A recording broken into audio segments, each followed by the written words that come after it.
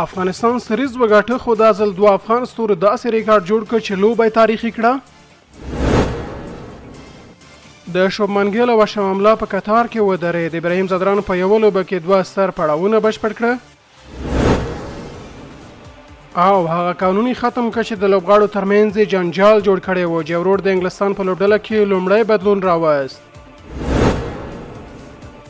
افغانستان د ایرلند په وړاندې د 5 ورځنیو سیالیو لوبلړۍ په 3-0 وګټله چې د دې بریا تر شا یوازې یو عادي بریا نه و بلکې ابراهیم زادران او صدیق کتل دواړو سلیزې وهلې او د دویمې ویکټې لپاره یې 211 منډې جوړې کړې. دا په یو ورځنیو لوبو کې د افغانستان لپاره د دوهمې ویکټې تر ټولو ستره ملګرتیا ده. زادران 107 او اتل 143 منډې جوړې کړې او افغانستان 343 منډې ترلاسه کړې.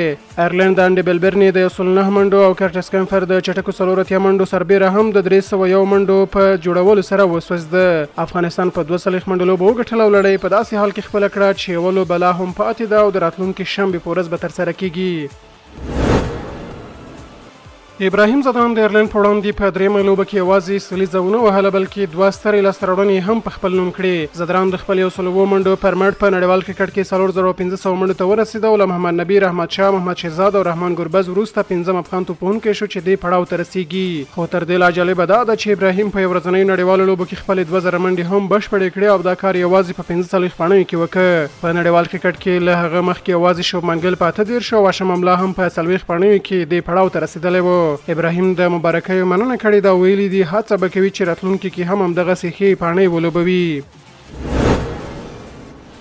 د انګلستان د ټیسټ لوبډلې نوی لوبډل مشر جیو لا د پاکستان پر وړاندې لومړی لوبه نه ده کړې خو د کپتان په توګه یې لومړی مهم تصمیم لا اخیستی دی. روډ د انګلستان لوبغاړو لپاره د شپې له 12 بجو وروسته د باندې د پاتې کېدو بندیز یا کرافیو لغوه کړی دی. دغه په وینا دا ډول قوانین نتیجه نه ورکوي او لوبغاړي باید د لویانو په توګه خپله د خپلو پریکړو مسؤلیت واخلي. دا قانون هغه مهال سخت شوی و چې د انګلستان ځینې لوبغاړو د شپې له بریا وروسته د شپې کلب ته تللی و او له جنجال سره مخ شوه.